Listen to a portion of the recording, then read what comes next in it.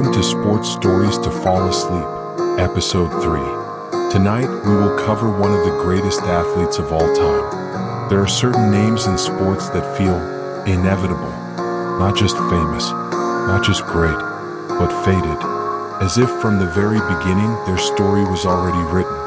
All the world could do was watch. LeBron James was one of those names. From the cracked courts of Akron to the bright lights of Los Angeles. From a teenage prodigy with the weight of a city on his shoulders, to a father, a businessman, a champion, and a living legend. His journey wasn't just about basketball. It was about expectations. The quiet pursuit of greatness, night after night, year after year. This is his story. A story of loyalty and departure, of heartbreak and triumph, of records shattered, and a crown never passed, only earned. So tonight, as you settle in and let the noise of the day fade away, let's go back to where it all began, before the rings, before the parades, before the world knew his name. Let's begin the story of LeBron James, the chosen one.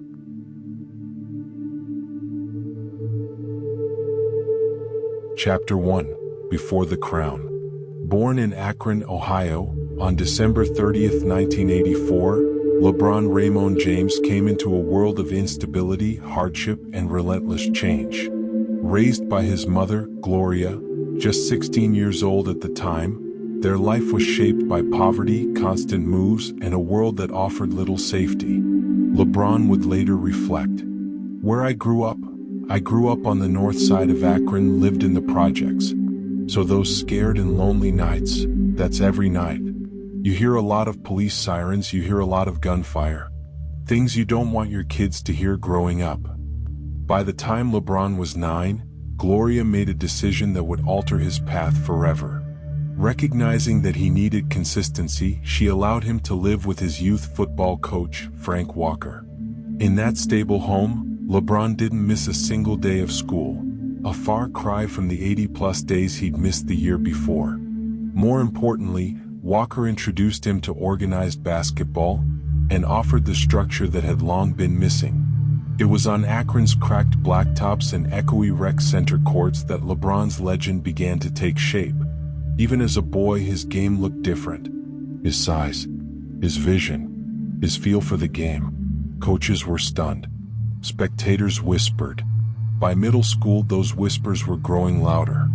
When LeBron entered St. Vincent St. Mary High School in 1999, the buzz had already begun. Alongside his closest childhood friends, Drew Joyce III, Sion Cotton, and Willie McGee, who, with the addition of Romeo Travis, would form what became known as the Fab Five. In their freshman season, they went 27-0 and claimed a Division III state championship. By his sophomore year, LeBron was a national name. Averaging 25.2 points, 7.2 rebounds, 5.8 assists, and 3.8 steals, he led his team to another state title and became the first sophomore ever named Ohio's Mr. Basketball. That same year, Slam magazine put him on the cover in August 2002, an unthinkable honor for a high school player, especially for someone who still had another year of high school left. Soon the spotlight became blinding. Games had to be moved to the University of Akron just to fit the crowds. NBA scouts lined the gym. ESPN came calling. LeBron was now King James. As a junior, he averaged 29.0 points, 8.3 rebounds, 5.7 assists, and 3.3 steals, and won Gatorade National Player of the Year. As a senior, he upped that to 31.6 points, 9.6 rebounds, 4.6 assists, and 3.4 steals per game against a brutal national schedule, playing teams from across the country.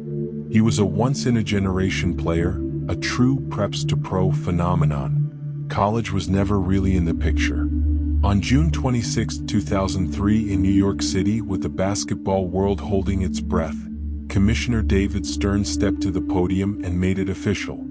With the first pick in the 2003 NBA draft, the Cleveland Cavaliers select LeBron James. The kid from Akron was going home, not just to the NBA, but to his own backyard. A chosen one, bearing the hopes of a city that had never known a champion. Years later, LeBron would reflect, "I'm just a kid from Akron, Ohio. Every night I walk into the locker room and see an NBA jersey with my name on the back of it. I am blessed." And just like that, the journey began.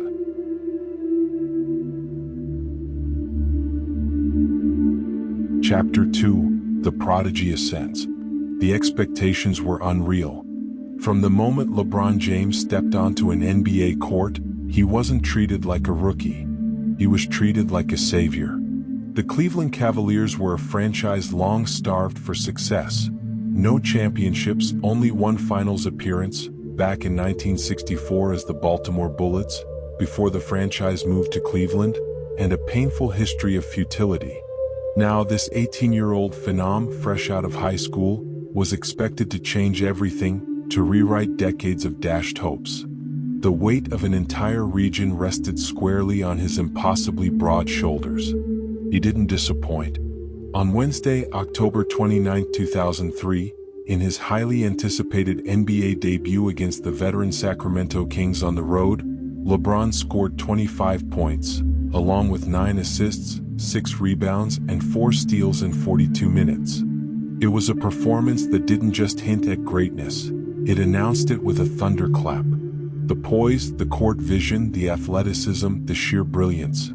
It didn't look like his first game. It looked like his stage. ESPN's Dan Patrick famously remarked, "He's better than advertised."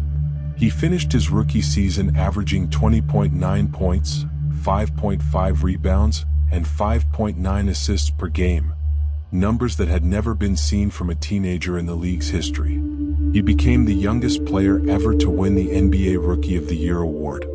And while the Cavaliers still missed the playoffs with a 35-47 record, a palpable sense of hope, a vibrant energy had returned to Cleveland. Fans flocked to the Gund Arena, now Rocket Mortgage Fieldhouse, holding signs declaring, "We believe." But LeBron wasn't just building a career, he was building a mythology. Each season his numbers climbed. His command over the game deepened, his passing wizardry became legendary, and his scoring output soared. In just his third year, the 2005-2006 season, he averaged an astounding 31.4 points, 7.0 rebounds, and 6.6 assists per game, ranking second in the entire league in scoring. That season, at just 21 years old, he led the Cavaliers to the playoffs for the first time in 8 years. And in his very first postseason series against the Washington Wizards, he delivered a triple-double in his playoff debut, 32 points, 11 rebounds, 11 assists in Game 1, and even hit a game-winning shot in Game 3. By 2007, at a mere 22 years old, LeBron accomplished something few thought possible. He single-handedly led Cleveland to their first-ever NBA Finals appearance. It wasn't easy.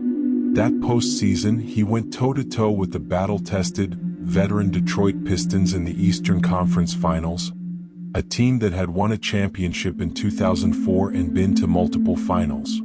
The series was a brutal, physical grind. In Game 5, with the series tied 2-2 and the pressure at its peak, LeBron delivered one of the greatest playoff performances in NBA history. In a double overtime thriller at the Palace of Auburn Hills, he scored 48 points on 18 of 33 shooting, including an incredible 29 of Cleveland's final 30 points and the last 25 points in a row. He was unstoppable, slicing through defenders, spinning through double teams, hitting contested jumpers, and finishing through contact. "We threw everything we had at him," said Pistons coach Flip Saunders after the game. And he just kept coming. Cleveland won the game 109-107, taking a crucial 3-2 series lead. They won the series in Game 6, and suddenly, they were 4 wins away from a championship. The city of Cleveland erupted in disbelief and jubilation. But the 2007 finals would be a harsh, humbling lesson. Facing the dynastic San Antonio Spurs, a precision machine led by future Hall of Famers Tim Duncan, Manu Ginobili, and Tony Parker, the Cavaliers were simply overmatched. The Spurs, with their disciplined defense and championship pedigree, swept the series in 4 games. LeBron struggled against their suffocating defense, averaging just 22.0 points, 7.0 rebounds, and 6.8 assists, but on a poor 35.6% shooting from the field, along with 5.8 turnovers per game. It was abundantly clear. He was brilliant, but the team around him lacked the talent and experience to compete at that elite level. Still, he never blamed his teammates, never made excuses. That summer, after the final game, a gracious Tim Duncan approached him and offered a moment of profound recognition. He put his arm around LeBron and said quietly, "This is going to be your league in a little while, but I appreciate you giving us this year." And in many ways, it was already becoming his league. Over the next few years, LeBron cemented his status as the NBA's most dominant and versatile force. He won back-to-back league MVPs in 2009 and 2010, led the Cavaliers to the best record in the league in both seasons, 66-16 in 2009 and 61-21 in 2010, and averaged over 29 points, 7 rebounds, and 7 assists per game while flirting with triple-doubles on a nightly basis. His athleticism and basketball IQ were unmatched. He was a one-man wrecking crew, often carrying Cleveland to victories. But something was agonizingly missing. Despite his personal brilliance and the team's regular season dominance, the Cavaliers couldn't get over the playoff hump. In both 2009 and 2010, they were eliminated in the Eastern Conference playoffs, first by Dwight Howard's Orlando Magic in the conference finals, a shocking upset for the top-seeded Cavs, then by Paul Pierce, Kevin Garnett, and Ray Allen's Boston Celtics in the conference semifinals. The losses were painful, soul-crushing. The burden on LeBron was impossibly heavy. And for the first time, the whispers started to grow louder, not just from fans but from the media and even his own camp. Was Cleveland enough?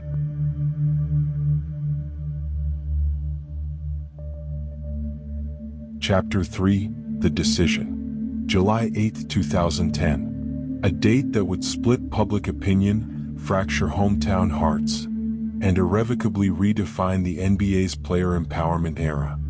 4 months, speculation had swirled like a storm around LeBron James. He had officially become an unrestricted free agent for the first time in his career. At just 25 years old, in the absolute prime of his athletic powers, he wasn't just a 2-time reigning MVP and a perennial all-star. He was a global brand, a cultural icon, and indisputably the most coveted free agent in NBA history. Every team with cap space had cleared their decks, presenting their pitch, their dreams, their vision of a championship with him at the helm. Cleveland hoped, desperately. New York dreamed, with their storied Madison Square Garden awaiting. Chicago waited, with a young, defensive-minded core. And Miami schemed, led by the shrewd Pat Riley, who had meticulously cleared enough cap space for not 1, but 3 max contracts.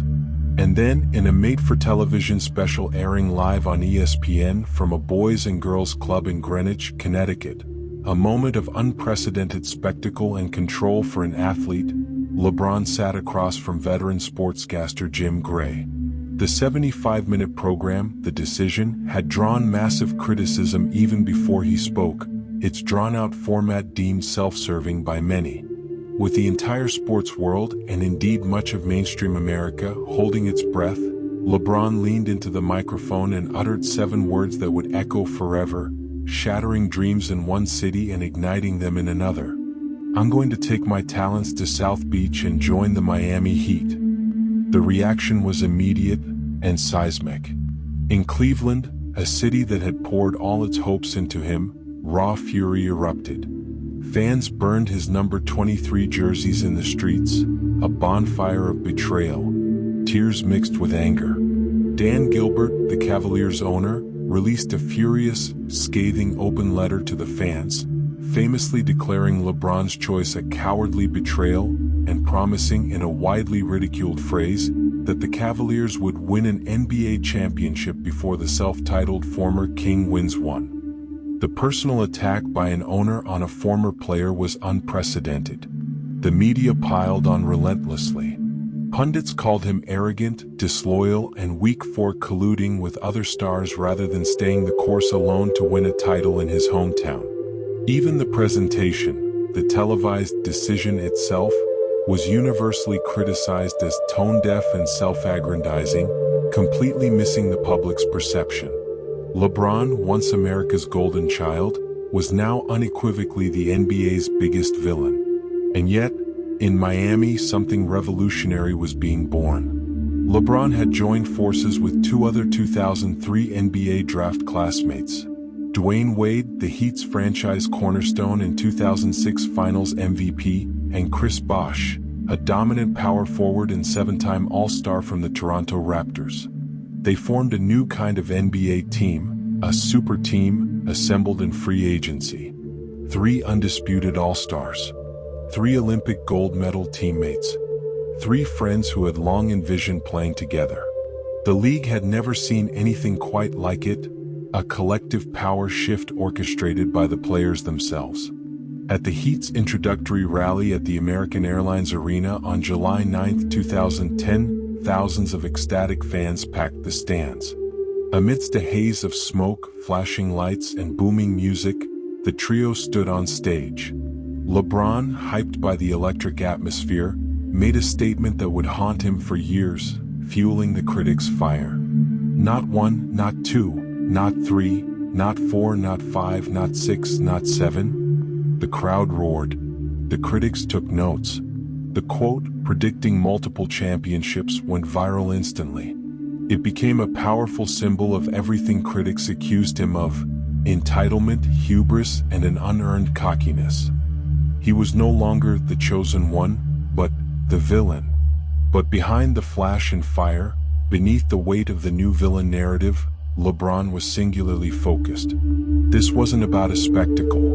Not really. It was about winning. About learning how to become a champion. He had chosen the hardest path, not because it was easy, but because he believed it was the surest way to achieve his ultimate goal. The 2010-11 Miami Heat were undeniably loaded with talent but struggled early to find their collective rhythm and identity. Head coach Erik Spoelstra faced the immense challenge of integrating 3 alpha personalities and adjusting their individual styles to a cohesive unit. Critics watched eagerly, gleefully rooting for them to fail. Every loss was front-page news. Every missed shot was dissected with surgical precision. They were America's most watched team, and its most hated. Still, LeBron delivered an MVP-caliber season. He averaged a superb 26.7 points, 7.5 rebounds, 7.0 assists, 1.6 steals, and 0.6 blocks, leading the Heat to a strong 58-24 record and, as expected, a trip to the NBA Finals in his very first year in Miami. The stage was set for redemption. And then, it fell apart spectacularly. In the 2011 NBA Finals against Dirk Nowitzki and the Dallas Mavericks, who were themselves seeking their first title, LeBron struggled in a way that defied explanation for a player of his caliber. He seemed to hesitate, to defer, to be strangely passive at times, particularly in the crucial fourth quarters. The critics sharpened their knives, ready to carve up the narrative.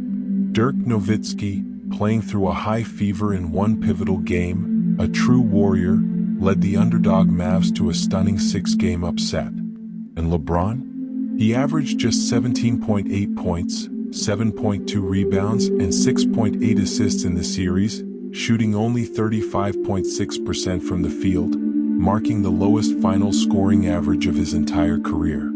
His performance in Game 4, where he scored a career-low 8 points in a pivotal loss, became infamous. The backlash was brutal, relentless, and unprecedented.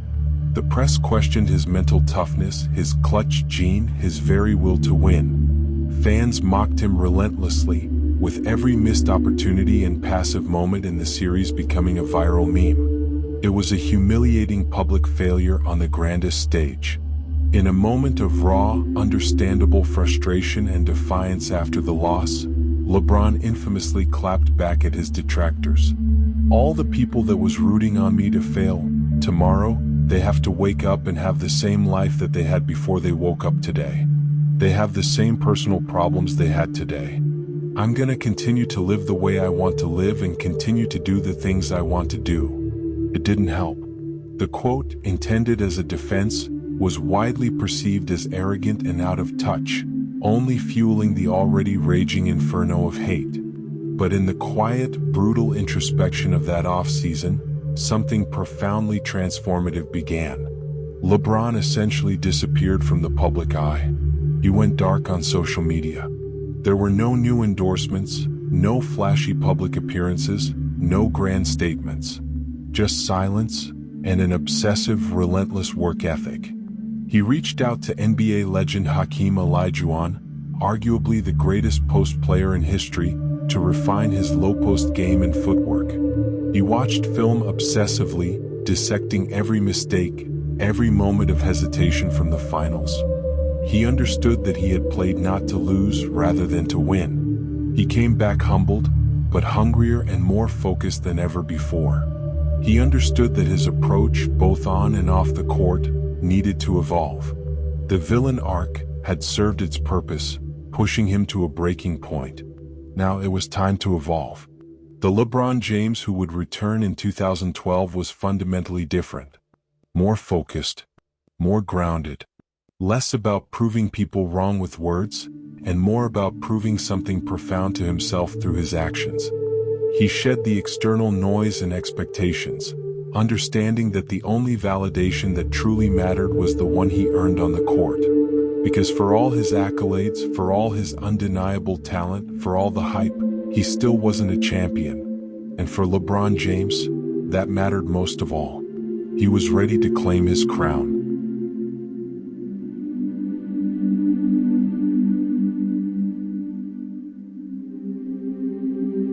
Chapter 4, King Redeemed. The silence was telling. After the public collapse in the 2011 finals, LeBron James essentially vanished from the spotlight.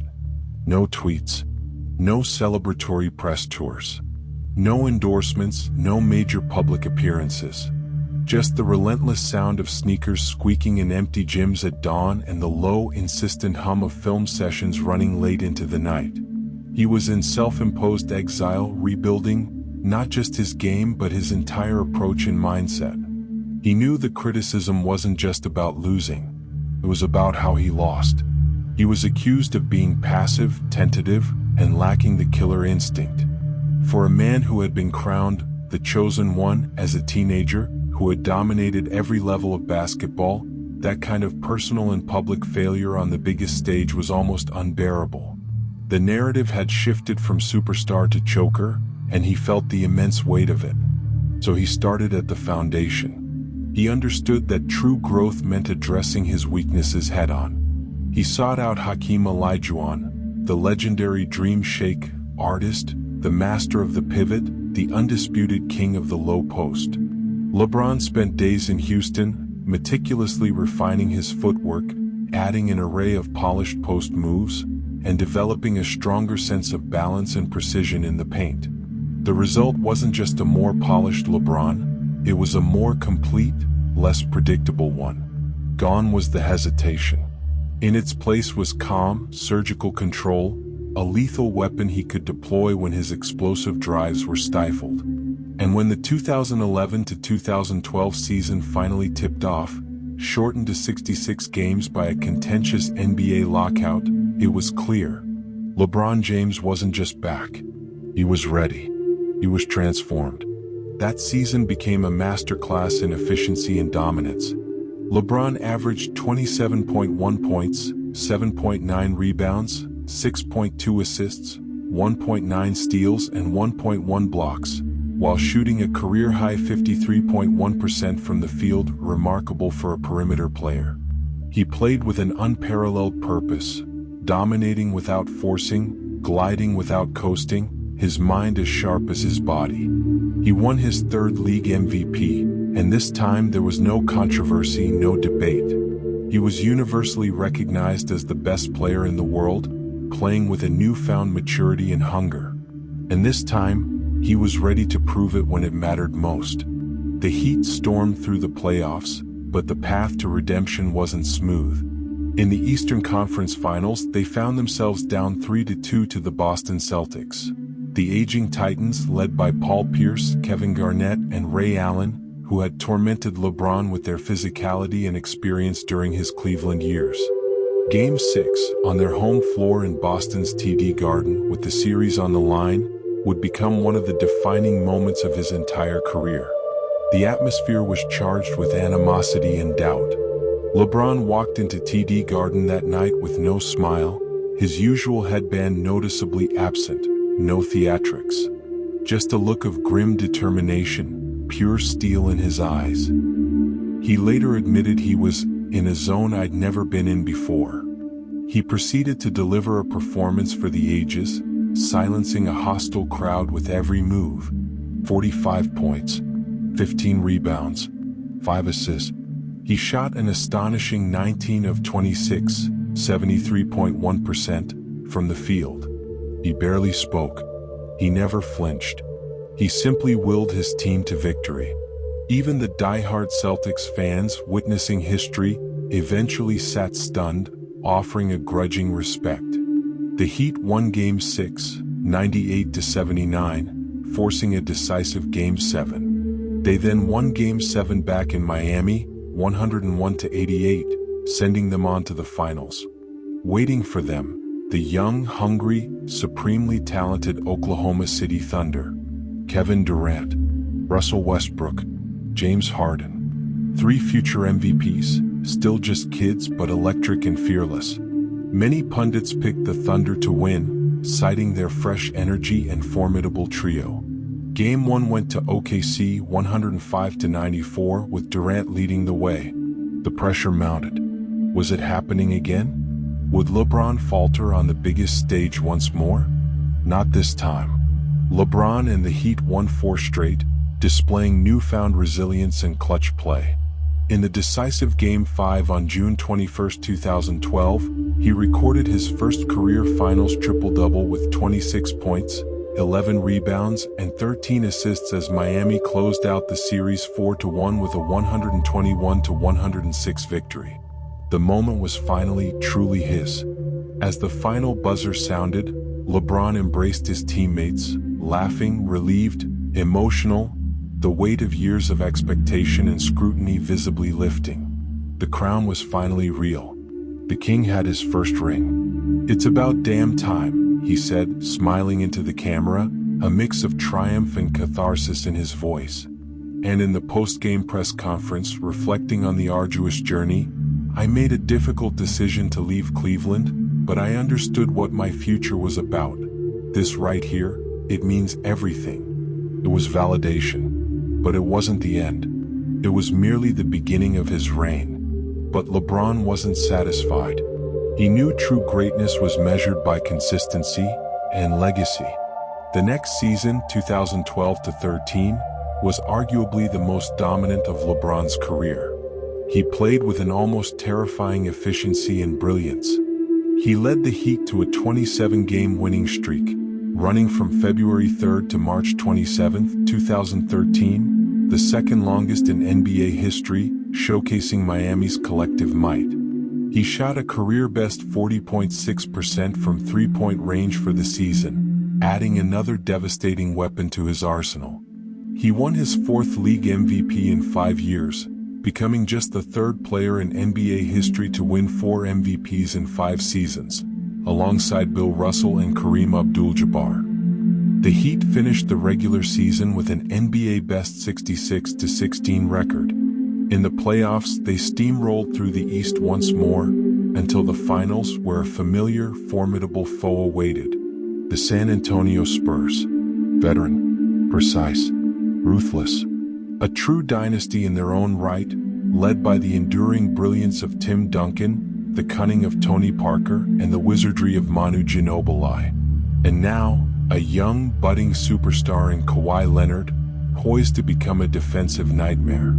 The 2013 finals became an instant, indelible classic, a 7-game war of attrition between two vastly different, yet equally brilliant basketball philosophies. LeBron was brilliant, averaging 25.3 points, 10.9 rebounds, and 7.0 assists for the series, but the Spurs were collectively relentless. Heading into Game 6, Miami trailed 3-2 in the series, back on their home court. Late in the fourth quarter, with mere seconds ticking away, they were down by 5 points. The Spurs staff even brought out the yellow rope, the kind used to separate the court from fans during a championship trophy presentation. The celebration seemed imminent. But then, the improbable, the miraculous. With 20.1 seconds left, LeBron hit a contested three-pointer to cut the lead to 2. Then, after a missed free throw by Ginobili, LeBron missed a desperate three, but Chris Bosh soared for a crucial offensive rebound and without hesitation, passed it to the corner. With 5.2 seconds left, Ray Allen, arguably the greatest three-point shooter of all time, caught the pass, faded back, and delivered one of the most iconic shots in NBA history. Rebound Bosh, back out to Allen, bam, yelled Mike Breen on the call. Game tied. Overtime. He'd win. In Game 7, with everything on the line, LeBron sealed his second straight championship with a masterful performance. He scored 37 points, pulled down 12 rebounds, and added 4 assists and 2 steals, including a clutch long jumper over Kawhi Leonard in the final minute to put the game out of reach. He was named Finals MVP for the second consecutive year. He had done it. He wasn't just a great player anymore. He was a proven winner, a champion, a leader who could command a team to victory. He wasn't running from the past. He was rewriting it. For LeBron James, the redemption arc was complete. He had conquered his personal demons and the public's doubts. But a new chapter, a more personal one, was already forming quietly in the back of his mind. Because even after the rings, the MVPs, the redemption, something still lingered. One place he hadn't conquered. One promise left unfulfilled. Home.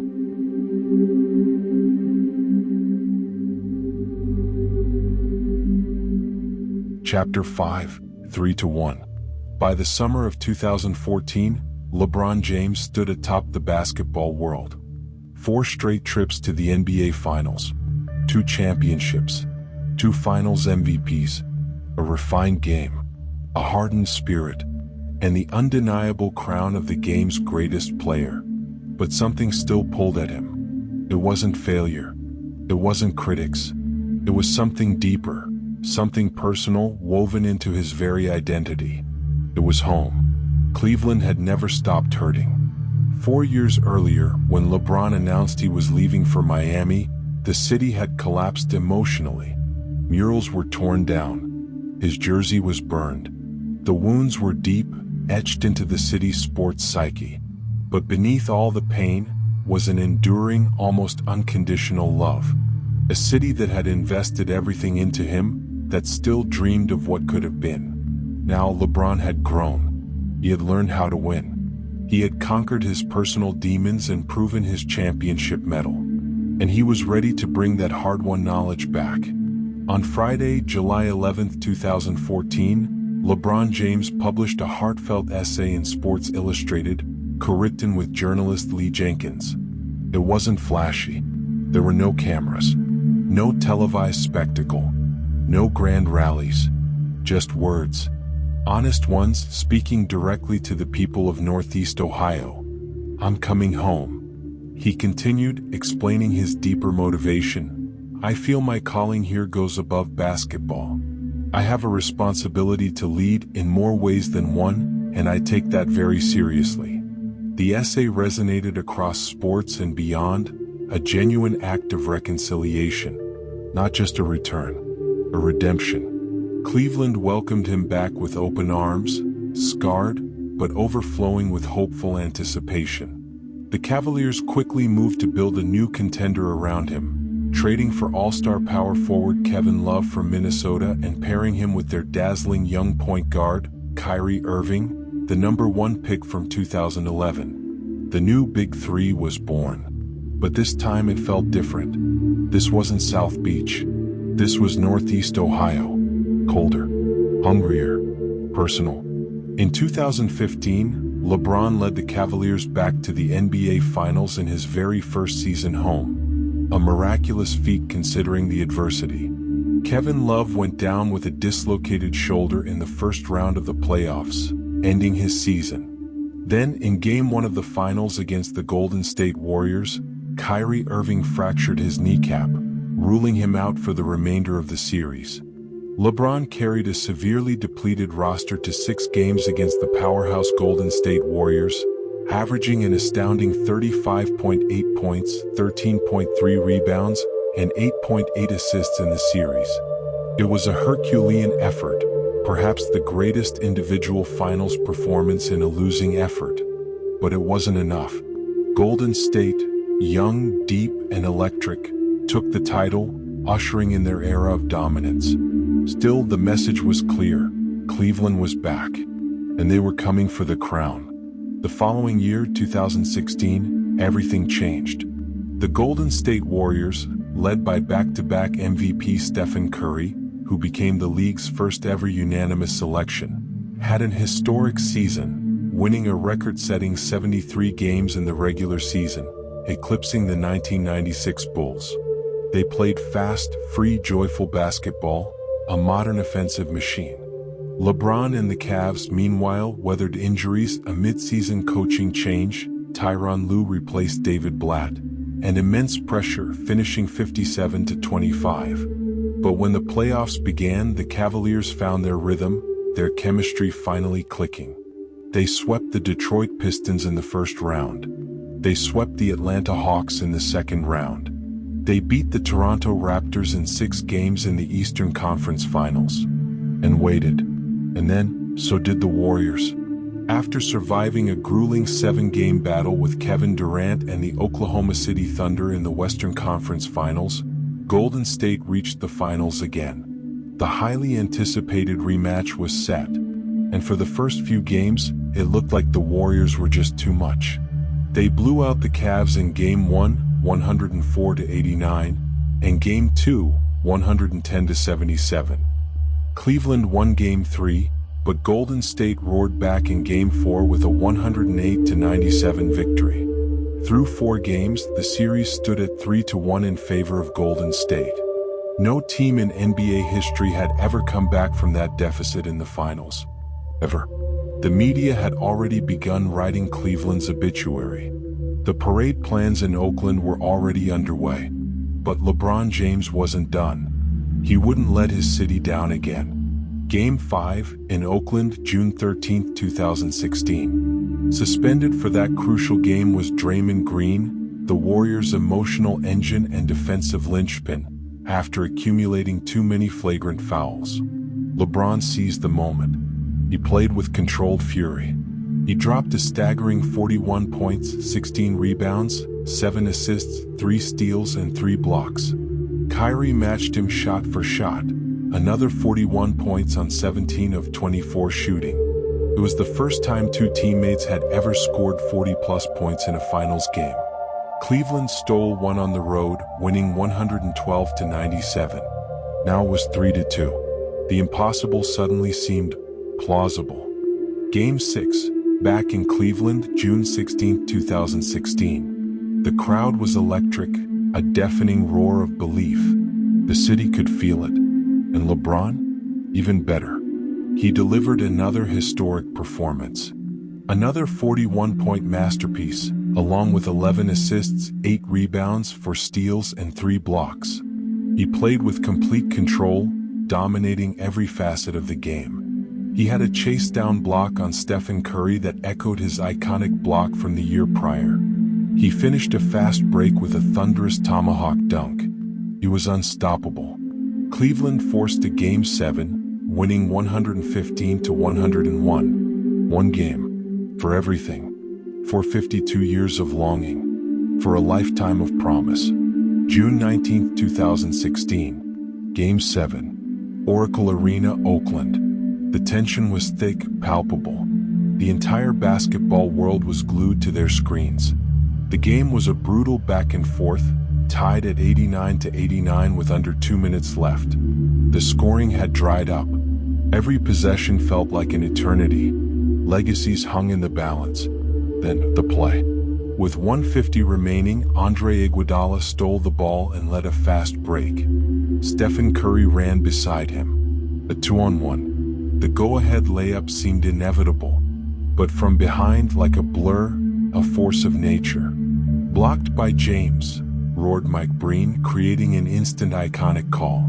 LeBron soared through space, pinning Iguodala's layup against the backboard in a chase-down block that would be replayed for generations. It wasn't just a block, it was a defiance of gravity, time, and history. Moments later, with under a minute to play, Kyrie Irving hit a step-back three over Stephen Curry from the right wing, giving the Cavaliers a 92-89 lead. On the Warriors' final possession, Kevin Love, battling cramps and fatigue, switched onto Curry and held his ground, forcing a desperate, contested three-point attempt that missed. The clock ran out. Cleveland 93, Golden State 89. The Cavaliers had done the impossible. Down 3-1. On the road. Against the winningest regular season team in NBA history. LeBron collapsed to the floor in tears, overwhelmed by emotion, screaming into the camera, "Cleveland, this is for you. This is for you." The prodigal son had delivered the one thing the city had waited generations for, a championship. He didn't just win a title. He ended a drought. He changed a city. It wasn't just a title. It was a moment, a legacy rewritten, a promise kept, a city healed. For LeBron James, the road had been long and full of fire. But on that night, under the bright lights of Oracle Arena, he stood alone, etched into history, the king, crowned in the only place that ever truly mattered, home.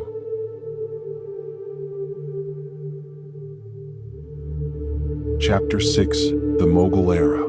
By 2018, LeBron James had given everything he had to Cleveland. 4 seasons. 4 straight NBA Finals appearances. 1 unforgettable, historic championship. 1 city forever changed, its 52-year sports drought finally broken. But the wait was immense. The grind had taken its toll. The Cavaliers had been pushed to their absolute limit. Kyrie Irving had left for Boston in 2017. The roster had fractured, with key players aging or departing. And though LeBron led a truly valiant, superhuman charge to the 2018 Finals, including a breathtaking 51-point masterpiece in Game 1 against the dynasty Golden State Warriors, it was clear. He had done all he could. He had emptied the tank. And now, it was time for something new. A different kind of challenge. On July 1, 2018, LeBron James signed a 4-year, $153.3 million deal with the Los Angeles Lakers. This wasn't simply for a super team. Not for one last guaranteed ring. This was for something bigger, something beyond the hardwood. LA wasn't just a basketball move. It was a legacy move. A strategic expansion. Hollywood. Media. Business ventures. And most importantly, family with the top-tier educational opportunities for his children. This wasn't about escaping Cleveland, it was about expanding his world, evolving beyond just athlete. LeBron wasn't just an athlete anymore. He was a father, a producer, a philanthropist, a global brand and business magnate. The final chapters of his career would no longer be judged solely by wins and losses, but by his overarching impact on and off the court. His first season in LA, the 2018-19 season, was notably rocky. Injuries piled up for the team and for LeBron himself, who suffered a significant groin injury that forced him to miss 27 games, the longest absence of his career at that point. The Lakers, despite his presence, missed the playoffs for the first time in over a decade, finishing 37-45. Critics questioned the move. Was this a fade-out? A retirement tour in disguise? The narrative of LeBron bringing a championship to LA felt distant. LeBron didn't flinch. He remained resolute. In the summer of 2019, the Lakers made a blockbuster trade, acquiring Anthony Davis, one of the league's premier big men and a dominant two-way force, from the New Orleans Pelicans. The pairing was seamless, almost symbiotic, with Davis anchoring the paint defensively and as a formidable scoring threat. LeBron fully embraced the role of primary point guard, orchestrating the offense with his unparalleled vision and passing. The Lakers looked dangerous, a true championship contender. And then, the world stopped. In March 2020, the NBA, and indeed the entire planet, was halted by the devastating COVID-19 pandemic. The season paused indefinitely. Arenas emptied. Uncertainty, fear, and social unrest reigned. When play finally resumed months later in late July, it did so in an unprecedented, isolated setting. The NBA bubble inside Disney World in Orlando, Florida. No fans, no travel, just basketball and total isolation from the outside world. The circumstances were surreal. Mental health was fragile. Players were away from family for months in a highly controlled environment. But in that quiet, in that sterile, crowdless space, LeBron thrived. He embraced the focus, the stripped-down purity of the game. At 35 years old, in his 17th NBA season, LeBron led the Lakers through the bubble like a seasoned general. He averaged 27.6 points, 10.8 rebounds, and 8.8 assists in the finals against the Miami Heat, his former team, now led by Jimmy Butler and Eric Spoelstra, and won his fourth championship, along with his fourth Finals MVP. He became the first player in NBA history to win Finals MVP with 3 different franchises. The Lakers defeated Miami in 6 games. And LeBron once again stood at the summit, proving his longevity and adaptability. Reflecting on the unique experience, he said, "What I've learned being in the bubble, you can be as locked in as you want to be. It doesn't matter where we are. It's about what's inside." The victory wasn't just about rings. It was about resilience, about leadership in chaos, about guiding his team, and implicitly the league, through something none of them had ever faced before. It was a championship won in the most challenging and bizarre of circumstances. But the mogul era wasn't defined by basketball alone. Off the court, LeBron became something else entirely. An entrepreneur with a profound social conscience. He launched the I Promise School in Akron in 2018, a public school for at-risk youth, built around providing stability, mentorship, and belief for students facing the same challenges he did. He funded college tuition for its graduates, provided meals, bikes, counseling, even a pantry for their families. Most powerfully, he stated, "I know these kids. I was one of these kids." It was a direct, tangible investment in his hometown's future. He co-founded Spring Hill Company, formerly Spring Hill Entertainment, with Maverick Carter, producing everything from documentaries, More Than a Game, to films and television series, including Space Jam. A new legacy in 2021, where he stepped into the shoes once worn by Michael Jordan. Not to imitate, but to inspire a new generation, bridging sports and entertainment on his own terms. He spoke out, loudly, fearlessly, on critical social and political issues, on voting rights, on racial justice, on the importance of education. He co-founded More Than a Vote in 2020, a non-profit organization helping combat voter suppression in Black communities and encouraging voter registration and participation. He embraced his role, not just as an athlete but as a platform, a voice for the voiceless. He understood his influence extended far beyond the basketball court. All the while time marched forward. LeBron kept playing. You're 18. You're 19. You're 20. He passed 35,000 career points in 2021, then 36,000 in 2022. And on February 7, 2023, in a game against the Oklahoma City Thunder, he did the unthinkable. He passed Kareem Abdul-Jabbar to become the NBA's all-time leading scorer. A record many believed would stand forever, a testament to unprecedented longevity and consistent greatness. A record he broke not with a thunderous power dunk or a deep, audacious three, but with a quiet, smooth fadeaway jumper from the elbow, a refined move he had diligently added to his repertoire. Fitting, timeless. And when the buzzer stopped, when the crowd roared, and when the game paused for ceremony, LeBron stood with tears in his eyes, overwhelmed by the magnitude of the moment. To be in the presence of such a legend as Kareem, it means so much to me. He was no longer just chasing ghosts. He had become one. Now, as he nears 40 years old, still playing at a level that defies time and expectation, LeBron James has done something no player in NBA history ever has. He's playing alongside his son. In June 2024, Bronny James was selected by the Los Angeles Lakers in the second round of the NBA draft, making him and LeBron the first ever father-son duo to play together in the league.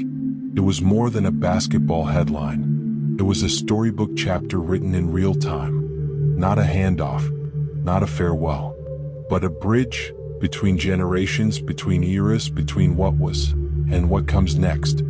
For LeBron, it wasn't just about defying father time. It was about beating the clock, just long enough to share the floor with his son, to pass the ball, to hear his name announced beside Bronny's, to live a dream few even dared to imagine. The king still writing history, still adding chapters, still redefining what greatness means year after year. Because for LeBron James, legacy was never just about banners or MVPs. It was about presence, about showing up for his city, his family, his teammates, his community, about lifting others as he climbed. And now, with Bronny beside him on an NBA court, his career, already mythic, has entered sacred ground. One day the lights will dim, the shoes will be hung up, but what he built, on the court, in his community, in the hearts of millions, that won't fade, that lives on.